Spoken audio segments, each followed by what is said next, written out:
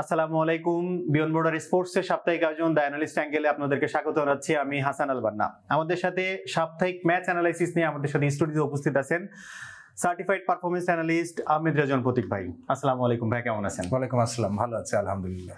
আমরা শুরু করতে চাই এশিয়া কাপ নিয়ে। এশিয়া কাপের এই বড় মঞ্চে আসলে এর বাইরেও অনেক ক্রিকেট হচ্ছে এবং সেই আলোচনা নিয়ে আমরা আজকে কথা বলবো।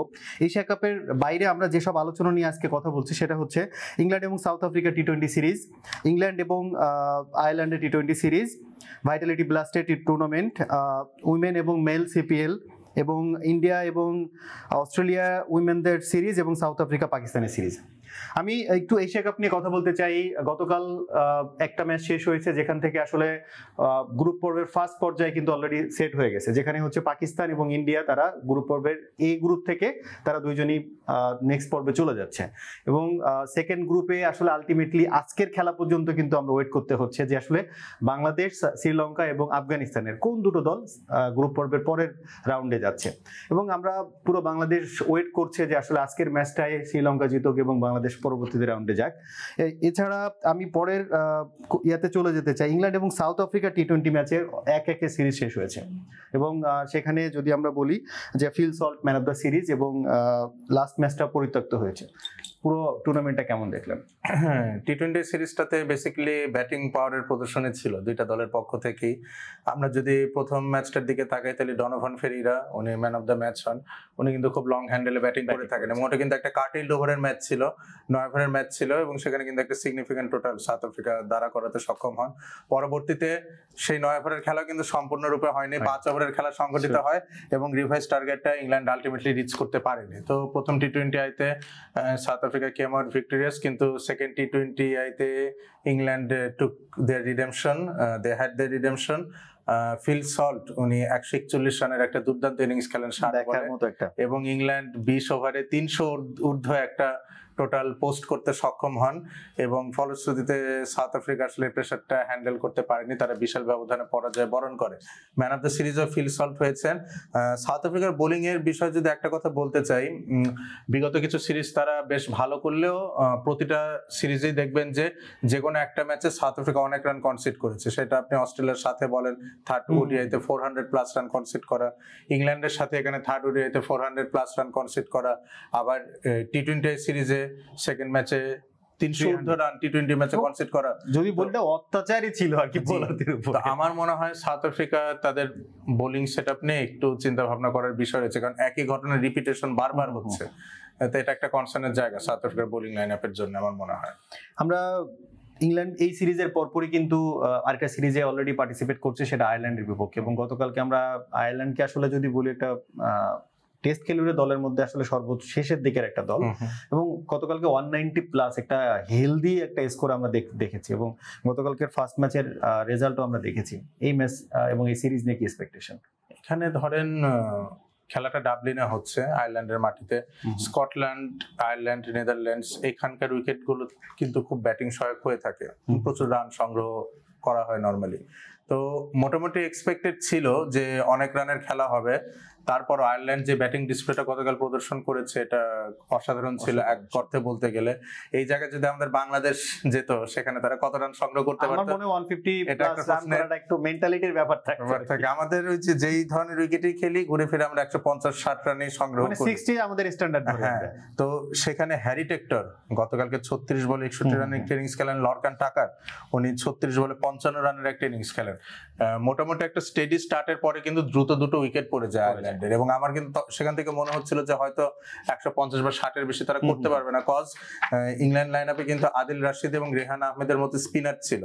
তা এরকম প্রফেশনাল দুজন স্পিনার, তাও লেগ স্পিনারকে হ্যান্ডেল করে একটা বড় স্কোর পোস্ট করতে গেলে কিন্তু আপনার সেই লেভেলের অ্যাপটিটিউড এবং স্কিলের দরকার এবং হ্যারি টেক্টর এবং লরকান টাকার তারা দুজন কিন্তু সেই কাজটা করিয়ে দেখিয়েছেন। এবং ওপেনিং এ ভেটেরান অলরাউন্ডার পল স্টার্লিং উনি 22 বলে 34 রানের একটা ক্যামিও ইনিংস খেলেছেন। So all in all batting point of view থেকে আয়ারল্যান্ডের পারফরমেন্স ছিল টপ নচ। এখন আয়ারল্যান্ডের বোলিংটা কিন্তু সবসময় তাদের একটা কনসার্নের জায়গা। একমাত্র বয়েড র্যানকিন বাদে আমরা কখনো কিন্তু তাদের লাইন আপে খুব দুর্দান্ত কোনো ফাস্ট বোলার বা দুর্দান্ত স্পিনার দেখতে পারিনি। গতকালকে এটাই অ্যাজিউম করা হচ্ছিল যে টার্গেটটা হয়তো ইংল্যান্ড খুব ইজিলি চেস ডাউন করে ফেলবে, যদিও 190 প্লাস একটা ভালো স্কোর। ফিল সল্ট কিন্তু তার গুড ফর্মটা ধরে রেখেছেন, উনি 46 বলে 89 রান সংগ্রহ করেছেন। জস বাটলার 10 বলে 28 রান সংগ্রহ করেন এবং স্যাম কারান 100-এ যিনি দুর্দান্ত ফর্মে ছিলেন উনি 15 বলে 27 রান সংগ্রহ করেন। আয়ারল্যান্ডের পক্ষে গ্রাহাম হুমে উনি 2টি উইকেট নেন, হামফ্রিজ লেগ স্পিনার উনি 2টি উইকেট নেন এবং গ্যারেট ডেলানি ব্যাটিং অলরাউন্ডার উনি 1টি উইকেট নেন। তো এই ছিল প্রথম ম্যাচে আয়ারল্যান্ডের পারফরম্যান্স। যদিও তারা পরাজয় বরণ করেছে, আমার মনে হয় দে ক্যান কম্পিটিটিভ একটা match, they can take lot of positives out of it. Okay, আমরা ওই ঘটনারই কথাবার্তা বলছি যখন, সেক্ষেত্রে আরেকটু জানতে চাই যে ভাইটালিটি ব্লাস্টের টুর্নামেন্টটা শেষ হয়েছে আপনার কাছে, এটা আসলে যদি বলি যে টি-20 সিরিজ শুরু হওয়ার পর থেকে যতগুলা পুরনো কিংবা মানে সব থেকে আকর্ষণীয় একটা টুর্নামেন্ট, তার মধ্যে ভাইটালিটি ব্লাস্ট একটা। এই পুরো টুর্নামেন্টের সামারি যদি আপনার কাছে জানতে চাই। টুর্নামেন্টটা ধরেন আমরা যখন অনেক ছোট, বিশেষ করে আমি যখন অনেক ছোট, মনে আছে আমি আমার ছোটবেলা কেটেছে রাজশাহীতে প্যারামাউন্ট ইংলিশ মিডিয়াম স্কুলে। তখন হচ্ছে ডিশ লাইনে স্টার স্পোর্টস আর ESPN দেখা যেত। আমি তখন ক্লাস 2-3-তে পড়ি, তখন একটা নতুন ফরম্যাটের খেলা আসলে 20 ওভারের খেলা, শুধু ইংল্যান্ডে প্রথম চালু হয়। তখন অনেকে বলতো পাগলদের খেলা, এটা কেমন খেলা, 20 ওভারের খেলা খেলছে। তারা কিন্তু তাদের ঘরোয়া লিগে এই খেলাটা বেশ কয়েক বছর কন্টিনিউ করেছে এবং এই টিমগুলোই কিন্তু ছিল। এই যে ভাইটালিটি ব্লাস্ট এত কোয়ালিটি টুর্নামেন্ট কেন, কারণ আপনার এই সেম নামের টিম কিন্তু সেই আজ থেকে 20 বছর আগে যে টিমগুলো ছিল এখনো একই টিমই রয়েছে। এবং এই টুর্নামেন্টের রেকর্ড যদি দেখি তাহলে এখানে সবচেয়ে সফল দুটো দল হচ্ছে লিস্টারশায়ার ফক্সেস এবং হ্যাম্পশায়ার হকস। এই দুটো টিম খুবই মানে তারা তিনবার করে আর কি টাইটেল জিতেছে। এবং আমাদের সাকিব আল হাসান উনি কিন্তু কাউন্টিতে লিস্টারশায়ার ফক্সেস এর হয়ে খেলেছেন, উনি উস্টারশায়ার র্যাপিডস এর হয়ে খেলেছেন এবং শেষবার যখন ওনার বোলিং অ্যাকশনটা মানে সাসপেক্টিভ অ্যাকশনের জন্য নিষিদ্ধ হন, লাস্টবার উনি সারের হয়ে খেলেছিলেন। সো তিনটা টিমের হয়ে সাকিব আল হাসান কাউন্টি খেলেছেন। তামিম ইকবালও কিন্তু কাউন্টি খেলেছেন, উনি নটিংহ্যামশায়ার আউটলস এর হয়ে কাউন্টি ক্রিকেট খেলেছেন, অ্যাসেক্স এর হয়ে খেলেছেন। আমাদের মোস্তাফিজুর রহমান সাসেক্স এর হয়ে কাউন্টি ক্রিকেট খেলেছেন। সো অনেকগুলো টিমে কিন্তু বাংলাদেশের প্লেয়ারদের এখানে পদচারণা রয়েছে। তো এই টুর্নামেন্টের একটা মজার বিষয় রয়েছে কি জানেন, যে দুটো সেমিফাইনাল এবং ফাইনাল একই দিনে একই ভেন্যুতে একই পিচে অনুষ্ঠিত হয়। এটা কিন্তু খুব আকর্ষণীয় একটা বিষয়। একসাথে ওই দেশে 3টা ম্যাচের টিকিট সেল হয়। খেলাটা শনিবার বা রোববার হয়, মানে 2 দিন ছুটি থাকে সপ্তাহে সারাদিন। হ্যাঁ, মানুষজন সকালে আসে একদম উৎসবের মতো, একসাথে 3টা ম্যাচের টিকিট কেটে মাঠে ঢুকে এবং একসাথে 3টা টিমও মাঠে আসে, 4টা টিম মাঠে আসে, তারা ম্যাচগুলো খেলে, দিন শেষে চ্যাম্পিয়ন ডিসাইডেড হয়ে বাড়ি যাওয়া হয়। তো এই মানে লাস্ট শনিবারে আর কি এটার 2টো সেমিফাইনাল এবং ফাইনাল অনুষ্ঠিত হয়। প্রথম সেমিফাইনালে প্রতিদ্বন্দ্বিতা করে সমারসেট এবং ল্যাঙ্কাশায়ার, এবং veteran fast bowler James Anderson কিন্তু এবার ল্যাঙ্কাশায়ারের হয়ে খেলেছিলেন। এই স্কোয়াডে আপনার জস বাটলার এবং ফিল সল্টও ছিলেন, কিন্তু আসলে ন্যাশনাল ডিউটি পালনের জন্য তারা খেলতে পারেননি। তো সমারসেট কেম আউট ভিক্টোরিয়াস প্রথম সেমিফাইনালে, এবং এখানে টম কোল আর ক্যাডমোর উনি 82 রানের একটা দুর্দান্ত ইনিংস খেলেন। সেকেন্ড সেমিফাইনালে মুখোমুখি হয় হচ্ছে আপনার হ্যাম্পশায়ার এবং নর্দাম্পটনশায়ার, এবং এখানে কিন্তু ক্রিস লিন অজি ওপেনার উনি কিন্তু একটা সেঞ্চুরি স্কোর করেন এবং হ্যাম্পশায়ার খুব ইজিলি আসলে ম্যাচটা জিতে নেয়। তো ফাইনালে মুখোমুখি হয় সন্ধ্যাবেলা সমারসেট এবং হ্যাম্পশায়ার একই দিনে। এবং এটার একটা মজার বিষয় কি, যে একই পিচে যেহেতু খেলা হয় আপনার 40-80 ওভার দুটো সেমিফাইনালে হয়ে যায়, তখন পিচ কিছুটা স্লো হয়ে যায় এবং এটা কিন্তু ঘটেছে। যদিও বেশ কিছু রান সংগ্রহ হয়েছে, 190 প্লাস স্কোর হ্যাম্পশায়ার পোস্ট করে, কিন্তু আপনি যদি ম্যাচ স্কোরের দিকে তাকান তাহলে দেখবেন প্রথম 8টা ওভারে 100 রান অলরেডি হ্যাম্পশায়ার স্কোর করে ফেলে। সেখান থেকে কিন্তু তারা রানটা পরবর্তীতে বাড়াতে পারেনি, ওই বলটা পুরনো হওয়ার পর উইকেটে কিছুটা গ্রিপ হচ্ছিল বলে। তো এক পর্যায়ে কিন্তু আমার মনে হচ্ছিল যে ম্যাচটা হ্যাম্পশায়ার খুব ইজিলি বের করে নেবে, যেহেতু উইকেট কিছুটা স্লো ডাউন হয়ে গিয়েছিল। কিন্তু উইল স্মিথ উনি দুর্দান্ত একটা ইনিংস খেলেন এবং আপনার lower down the order Dickson এবং লুইস গ্রেগরি আসলে খুব ভালো ফিনিশিং দেন এবং সমারসেট এবারকার টাইটেলটা ক্লেম করে। গতবার কিন্তু সমারসেট ফাইনালে গ্লস্টারশায়ারের বিরুদ্ধে পরাজয় বরণ করেছিল। সো তাদের এবার একটা ক্ষুধা ছিল যে গতবার যেহেতু ফাইনালে এসে এবারও ফাইনালে ওঠার পরপরই তাদের চিন্তা ছিল টাইটেলটা নিয়ে যাব। এবং আমরা যদি এখানে আসি যে হাইস্ট রান স্কোরারদের দিকে যদি তাকাই, টবি অ্যালবার্ট ইয়াং ওপেনার হ্যাম্পশায়ারের হয়ে উনি এই সিরিজে বা এই টুর্নামেন্টে 133 রান সংগ্রহ করেছেন, ওনার স্ট্রাইক রেট 150 এবং অ্যাভারেজ 48.66। দুর্দান্ত ব্যাটিং করেছেন। দেখেন একজন প্লেয়ার যার ইংল্যান্ড ন্যাশনাল টিমের হয়ে ডেবিউ হয়নি, এরকম প্লেয়ার পাইপলাইন ইংল্যান্ডে ওয়েট করছে, পেয়ে গেল আর কি। উইল স্মিথ, উনিও কিন্তু ইংলিশ দলে নিয়মিত নয়, ফাইনাল ম্যাচে উনি ম্যান অফ দ্য ম্যাচ ছিলেন। উনি 620 রান সংগ্রহ করেছেন এই টুর্নামেন্টে, ওনার স্ট্রাইক রেট 144.85 এবং ওনার অ্যাভারেজ 41.33। এবং টিকেসি বলি আমরা, টম কোলার ক্যাডমোর, উনি সেমিফাইনাল জয়ের নায়ক, যিনি সমারসেটের হয়ে, উনি 557 রান সংগ্রহ করেন। ওনার স্ট্রাইক রেট কিন্তু আরো দুর্দান্ত, 166.76 এবং অ্যাভারেজ 32.76। তাহলে দেখেন স্কোরিং রানস উইথ ইম্প্যাক্ট, এই জিনিসগুলো দেখতে পাচ্ছি আমরা, এবং এমন প্লেয়ারদের কাছ থেকে যারা ইংল্যান্ড টিমে নিয়মিত মুখ নয়। তো আসলে এই জাতীয় টুর্নামেন্ট গুলো আপনি যদি সৈয়দ মুস্তাক আলী ট্রফি কভার করেন, দেখবেন প্রচুর ঘরোয়া প্লেয়ার দুর্দান্ত পারফর্ম করছেন, বা যে আপনি যদি ভাইটালিটি ব্লাস্ট কভার করেন এরকম প্লেয়ার দেখতে পারবেন। এই জন্যই কিন্তু এই দেশগুলো ক্রিকেটে অনেক উন্নতি করেছে, ভয়েরাজ আমরা এখনো স্ট্রাগল করছি। আপনি যদি বোলারদের ক্ষেত্রে আসেন তাহলে Riley Meredith, Aussie fast bowler, উনি এখানে হাইস্ট উইকেট টেকার হিসেবে রয়েছেন। সো অল ইন অল এটা একটা খুবই দারুণ সিজন ছিল। আমরা ফ্রাঞ্চাইজি লিগের কথাই বলছিলাম, আমরা সিপিএল এর কথা যদি বলি, সেক্ষেত্রে সিপিএলটা বাংলাদেশি দর্শকদের জন্য একটা আকর্ষণীয় জায়গা ছিল, কারণ এন্টিগা বারমুডাতে খেলছে সাকিব আল হাসান, এবং ওই ভোর 6টার সময় যে দর্শকগুলো আসলে এই খেলাটা দেখতে ওঠেন, তারা সবাই সাকিব আল হাসানের জন্যই হোপফুলি ওঠেন। এই টুর্নামেন্টের অলরেডি ফাইনাল শুরু হতে যাচ্ছে, এবং ফাইনালে মুখোমুখি হতে যাচ্ছে যে দুইটা দল, এবং পুরো সিরিজ নিয়ে আপনার কাছে সংক্ষেপে জানতে চাও। এই টুর্নামেন্টে এখনো দুটো ম্যাচ বাকি রয়েছে। Gain Amazon Warriors final decide করেছে, কিছুক্ষণ আগে তারা সেন্ট লুসিয়া কিংসকে ডিফিট করেছে 14 রানে। এটা কোয়ালিফায়ার 1 ছিল, এবং এলিমিনেটরে অ্যান্টিগা এন্ড বারবুডা ফ্যালকনস এবং ত্রিনিবাগো নাইট রাইডার্স তারা মুখোমুখি হন। এখানে ত্রিনিবাগো নাইট রাইডার্স জয়লাভ করেছে। সো আপনার কোয়ালিফায়ার 2 তে মুখোমুখি হবে সেন্ট লুসিয়া এবং ত্রিনিবাগো নাইট রাইডার্স, এবং এখানে যারা জয়লাভ করবে তারা আসলে ফাইনালে গায়ান অ্যামাজন ওয়ারিয়র্স এর সাথে মুখোমুখি হবে। সাকিব আল হাসান এবারকার সিপিএলটা কিন্তু ওনাকে আমরা বেশ অন্যরকম ভাবে দেখতে পেয়েছি। বিগত যত ফ্র্যাঞ্চাইজ টুর্নামেন্ট ছিল সাকিব আল হাসানকে কিন্তু আমরা ব্যাট হাতে ওইভাবে সফল হতে দেখিনি, কিন্তু এবারকার সিপিএল এ বেশ কিছু উনি দুর্দান্ত ইনিংস খেলেছেন। তার মধ্যে একটা না বললেই নয়, সেন্ট লুসিয়া কিংস এর সাথে গ্রুপ পর্বের একটি ম্যাচে 26 বলে 61 রান উনি সংগ্রহ করেন, এবং 20 বলে উনি আসলে 50 সংগ্রহ করেন। আমি কখনো সাকিব আল হাসানকে এত মার মুখে ব্যাটিং করতে দেখিনি, এবং আপনি যদি বলেন যে হয়তোবা হতে পারে কিছুটা সাদামাটা বোলিং এর বিরুদ্ধে উনি এমনটা ব্যাটিং করেছেন, নো। এই টিমে বোলার হিসেবে ছিলেন Alzarri Joseph, Tabraiz Shamsi, Roston Chase, David Wiese, এরকম বোলাররা ছিলেন, এবং প্রত্যেক বোলারকে উনি কিন্তু খুব অনায়াসে ছক্কা হাঁকিয়েছেন।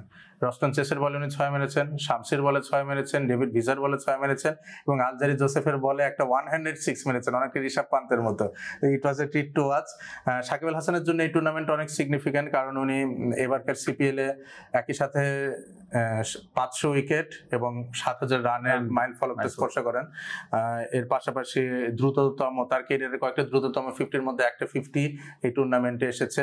বল হাতে উনি বেশ সফল ছিলেন, 10টি উইকেট এই টুর্নামেন্টে সংগ্রহ করেছেন। ব্যাট হাতে সব মিলে 154 রান সংগ্রহ করেছেন। ইমাদ ওয়াসিম ম্যাচটাতেও কিন্তু আমরা ওনাকে একটা মানে দুর্দান্ত ইনিংস খেলেছেন। সুনীল নারিনের বিপক্ষে উনি at one stage Antigua Bermuda Falcons were 131 for 3 after 17 overs, তখন নামা হয়, এবং সুনীল নারিনের এক ওভারে কিন্তু বেধড়ক পিটুনি দিয়েছেন সুনীল নারিনকে। এবং সাকিব আল হাসানের একটা বিষয় কি, তার ক্যারিয়ারের মানে প্রথম দিকে আমরা দেখতাম যে ওনার স্ট্রং জোন হচ্ছে দুটো শট, একটা হচ্ছে কাট শট আর একটা হচ্ছে লেগ সাইডে স্লপ করে খেলা।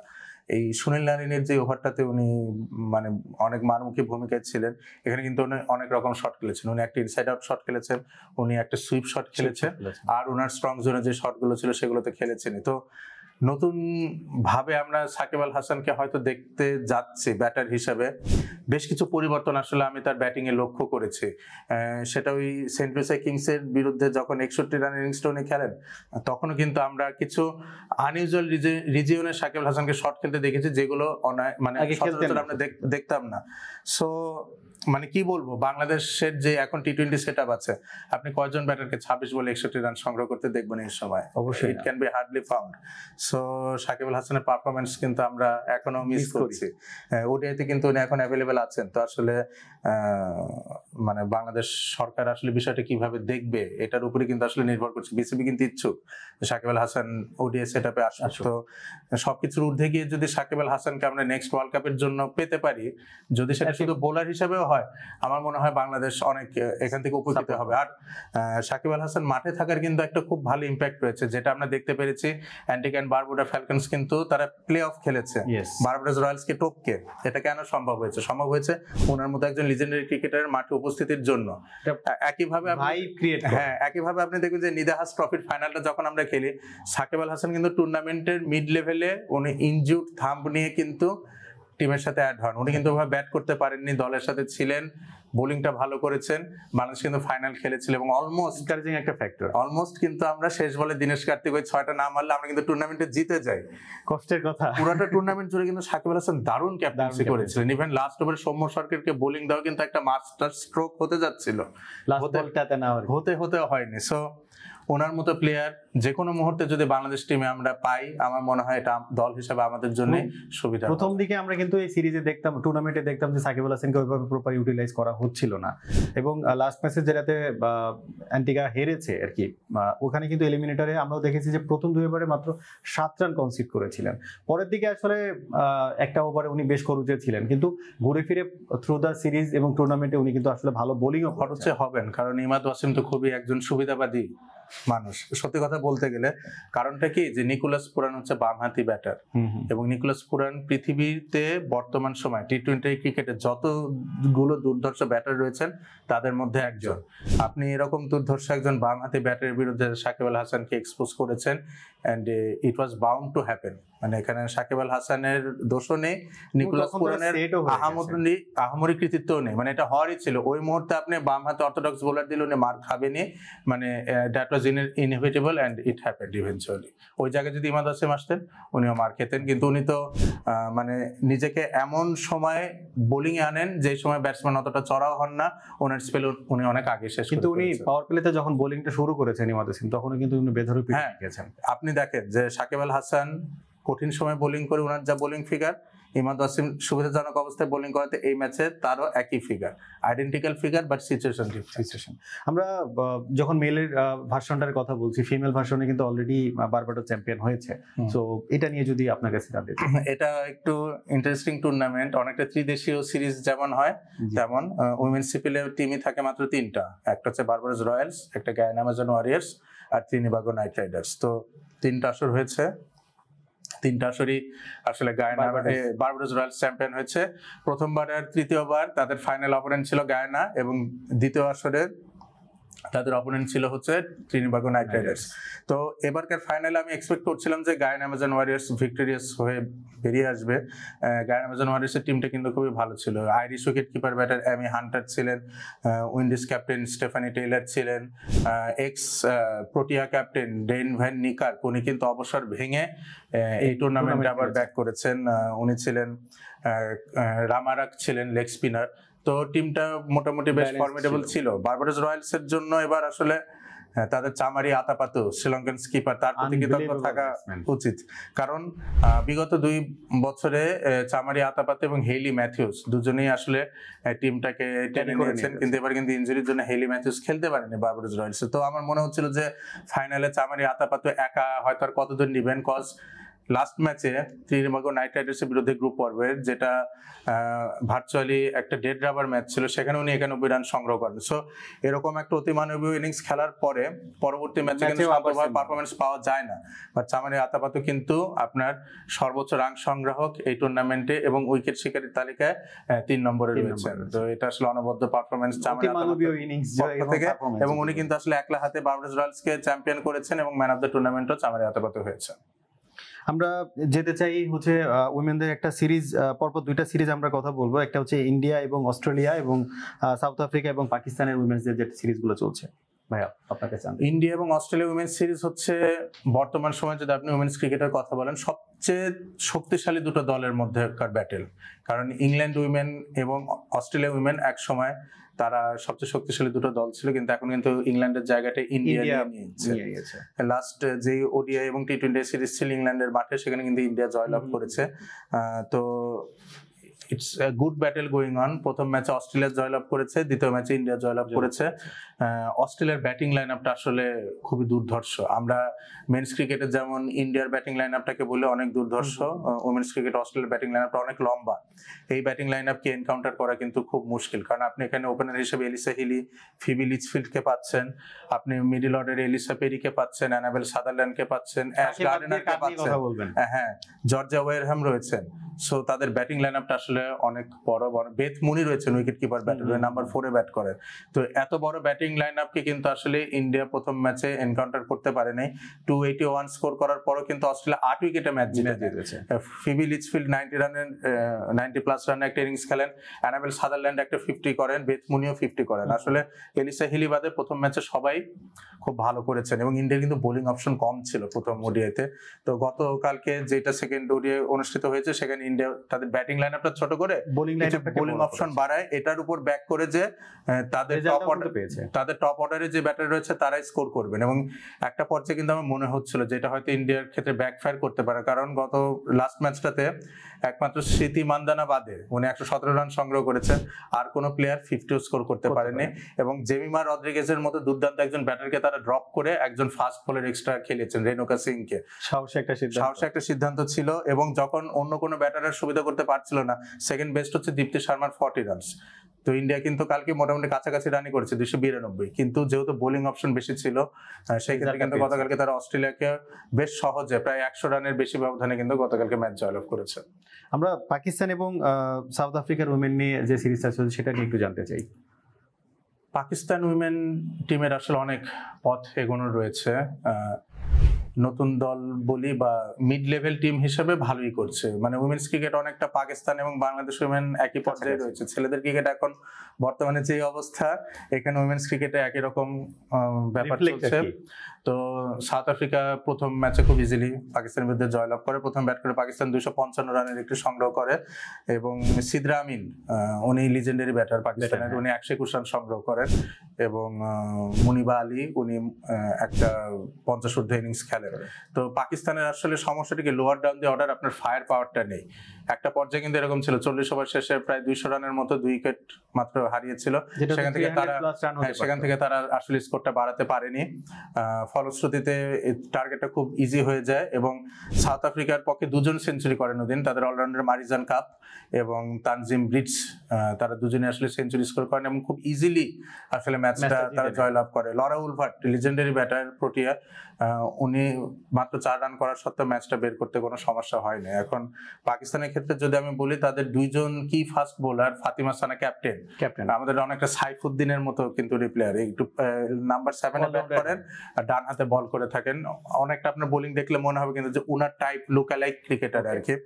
উনি বল হাতে কোনো উইকেট পাননি। Diana Baig premium fast bowler পাকিস্তানের, উনিও বল হাতে কোনো উইকেট পায়নি। এবং Nashra Sandhu left arm orthodox bowler পাকিস্তানের, এই 3জন আসলে পাকিস্তানের মেইন বোলার। এই 30টা ওভার পাকিস্তান উইকেট শূন্য ছিল এবং শুধু এটা না, আপনি যদি পাকিস্তানের বিগত হোম সিরিজ গুলো দেখেন, কারণ পাকিস্তানের মাঠগুলো কিন্তু রান প্রসাবা, প্রচুর রান স্কোর হয়। তো এই পাকিস্তানি পেসারদের কিন্তু উইকেট নেয়ার অদক্ষতাটা আমরা ওয়েস্ট ইন্ডিজের সাথে যে লাস্ট সিরিজটা ছিল সেখানেও দেখতে পেয়েছি। এবং একটা বিতর্কিত সিদ্ধান্ত আমার মনে হয়েছে যে হাসান তুবা, উনি লেগ স্পিনিং অলরাউন্ডার, ওনাকে টিম থেকে এক্সক্লুড করা হয়েছে। একজন মিস্ট্রি স্পিনার থাকলে কিন্তু এই ক্ষেত্রে কিছুটা ভ্যারিয়েশন যোগ হয়। তো দেখা যাক, আমার মনে হচ্ছে এই বাকি দুটো ম্যাচ সিরিজে পাকিস্তানের জন্য আরো কঠিন পরীক্ষা হতে চলেছে। এবং ইন্ডিয়া অস্ট্রেলিয়ার লাস্ট ম্যাচটা হচ্ছে আপনার দিল্লিতে, এইখানে কিন্তু স্পিনারদের বাড়তি সহায়তা থাকবে। তো অস্ট্রেলিয়ার ব্যাটিং ভার্সেস ইন্ডিয়ার স্পিন, আমরা এখানে একটা কম্পিটিটিভ ম্যাচ আশা করি। ধন্যবাদ প্রতীক ভাই। আমরা পুরো সপ্তাহের পুরো যে টুর্নামেন্টগুলো আমরা দেখেছি, যে সিরিজগুলো দেখেছি, তার অ্যানালাইসিস আমরা আপনার কাছ থেকে জানতে পারলাম। আমরা দর্শকদেরকে এখান থেকে বিদায় নিচ্ছি এবং পরের ম্যাচ অ্যানালাইসিস এবং আমাদের অ্যানালিস্ট অ্যাঙ্গেল দেখার আমন্ত্রণ জানিয়ে শেষ করছি আজকের পর্ব। ভালো থাকবেন, সুস্থ থাকবেন। আসসালামু আলাইকুম।